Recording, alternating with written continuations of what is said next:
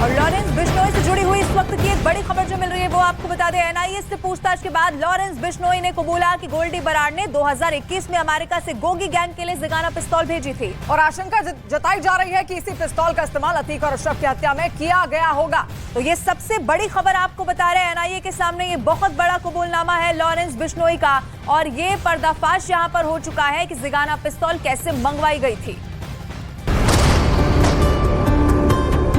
सबसे बड़ा गैंगस्टर, सबसे बड़ा पर्दाफाश।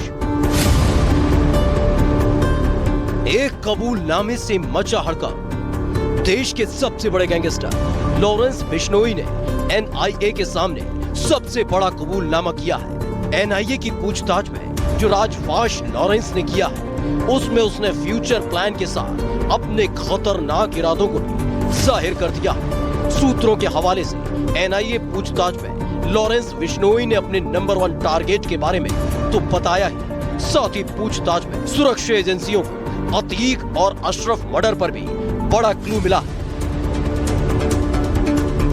गैंगस्टर लॉरेंस बिश्नोई ने एनआईए के सामने खुलासा किया है कि उसने साल 2021 में गोल्डी बरार के जरिए अमेरिका से 2 जिगाना पिस्टल गैंगस्टर गोगी को मुहैया कराई थी। अतीक और उसके भाई अशरफ की हत्या में भी जिगाना पिस्टल का इस्तेमाल हुआ था। ऐसे में सवाल यह खड़ा होता है कि क्या अमेरिका से आई इसी जिगाना पिस्टल से अतीक और अशरफ की हत्या की गई थी।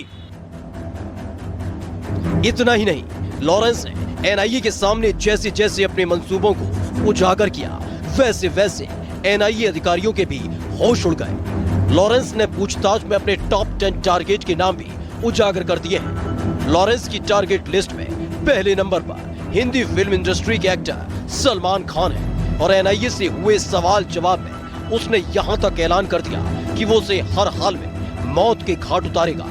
ऐसा शक इसलिए भी गहरा जाता है क्योंकि पिछले 1 साल में सलमान को कई बार धमकी दी जा चुकी है और पुलिस ने कई लोगों को गिरफ्तार किया है। पहले भी सलमान खान को धमकी देने के मामले में लॉरेंस गैंग का नाम सामने आता रहा है। एनआईए सूत्रों के हवाले से न्यूज़ 18 इंडिया के पास लॉरेंस बिश्नोई का जो कबूलनामा है उसमें एक्टर सलमान खान, मूसेवाला के मैनेजर शगुनप्रीत, बम्बिया गैंग का लीडर मनदीप धालीवाल, गैंगस्टर कौशल चौधरी, गैंगस्टर अमित डागर, बम्बिया गैंग का एक और gangster lucky Patiala, Gounder gang का गुर्गा रम्मी मसाना, गोंडर गैंग का सरगना गुरप्रीत शेखो, शूटर भोलू, सनी लेफ्टी और अनिल लट शामिल है।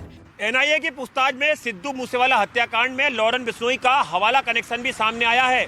पूछताछ में लॉरेंस बिश्नोई ने खुलासा किया है कि उसने सिद्धू मूसेवाला हत्याकांड को अंजाम देने के लिए हवाला के जरिए गोल्डी बरार तक 50 लाख रुपए पहुंचाए थे। बिश्नोई से पूछताछ में पर्दाफाश हुआ कि उत्तर प्रदेश के अयोध्या का एक बाहुबली विकास सिंह उसके गैंग की मदद करता है। वही उसके गुर्गों को टास्क पूरा करने के बाद विकास सिंह उसे पनाह देता है। एनआईए से पूछताछ में भले ही लॉरेंस ने पर्दाफाश किया हो, लेकिन उसके सामने इन्हें कोर्ट में साबित करना बड़ी चुनौती होगी।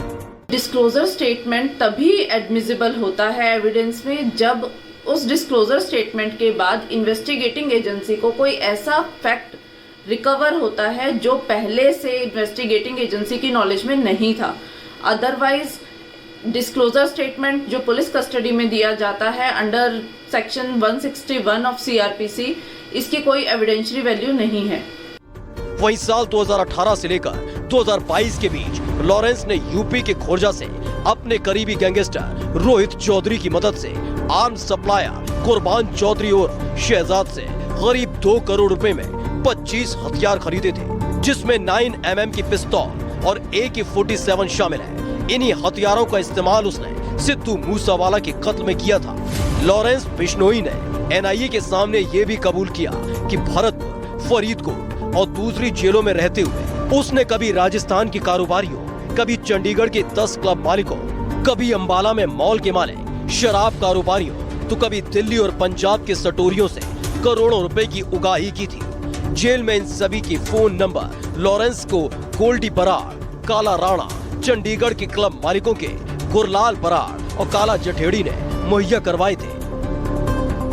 और इस खबर पर आनंद तिवारी इस वक्त हमारे साथ लाइव जुड़ गए हैं। आनंद, ये बहुत बड़ी खबर है, लेकिन सवाल ये है कि आखिर किस तरीके से जिगाना की पिस्तौल भारत पहुंचती थी, क्या रूट होता था, किस तरीके से पूरी स्ट्रैटेजी तैयार की जाती थी?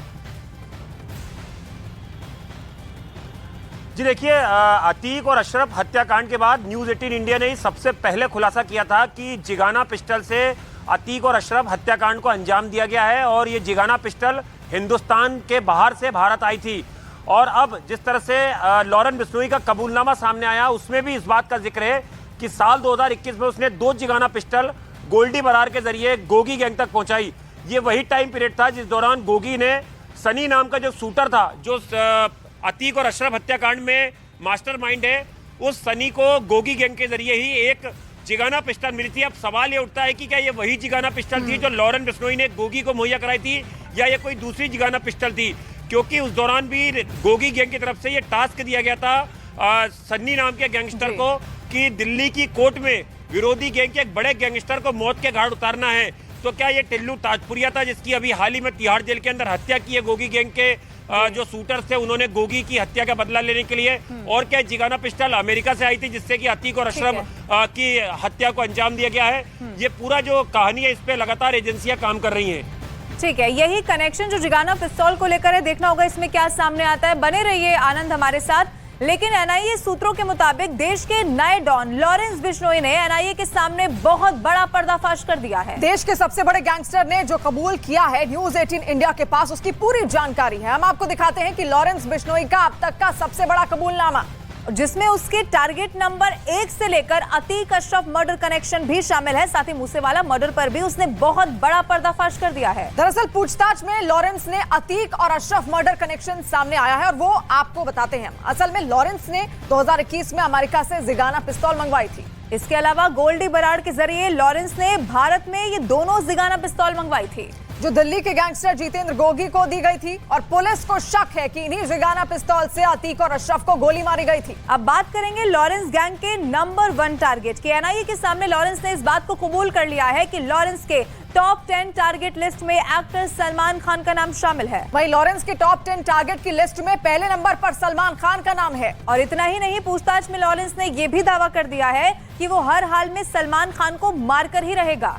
और वहीं एनआईए से पूछताछ में लॉरेंस गैंग के मुखिया लॉरेंस बिश्नोई ने अपने पनाहगार का नाम भी बताया है और उसमें बाहुबली विकास सिंह का नाम सामने आया। लॉरेंस गैंग को पनाह देने वाला बाहुबली विकास सिंह उत्तर प्रदेश के अयोध्या के रहने वाला है। वहीं लॉरेंस के गुर्गे जब भी अपने टास्क को पूरा करते हैं, उसके बाद वो विकास सिंह के ठिकाने पर ही ठहरते थे। इसके साथ ही लॉरेंस ने मूसेवाला मर्डर के हवाला कनेक्शन के बारे में भी जानकारी दे दी है। लॉरेंस ने इस बात का दावा किया है कि मूसेवाला की हत्या के लिए उसने हवाला से पैसे लिए थे। और लॉरेंस ने बताया कि उसने 50 लाख रुपए गोल्डी बरार को भिजवाए थे और गोल्डी बरार को 50 लाख रुपए हवाला के जरिए दिए गए थे।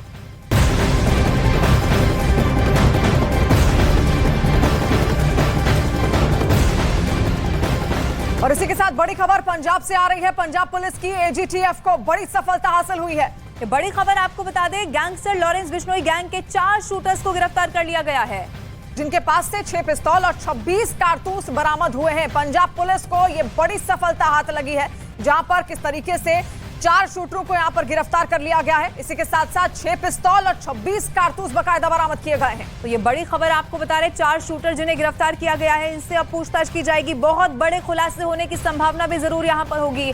लॉरेंस गैंग के 4 शूटर गिरफ्तार कर लिए गए हैं। बहुत बड़ा ये जो नेक्सस है, जो नेटवर्क है, वो बहुत बड़ा है। बहुत सारे ऐसे गुर्गे हैं जो एक्टिव हैं लॉरेंस बिश्नोई गैंग के। अब जब 4 शूटर को गिरफ्तार कर लिया गया है, तो इनके पूछताछ के बाद और भी शूटर्स के नाम सामने आ सकते हैं और भी बड़े खुलासे होने की संभावना है।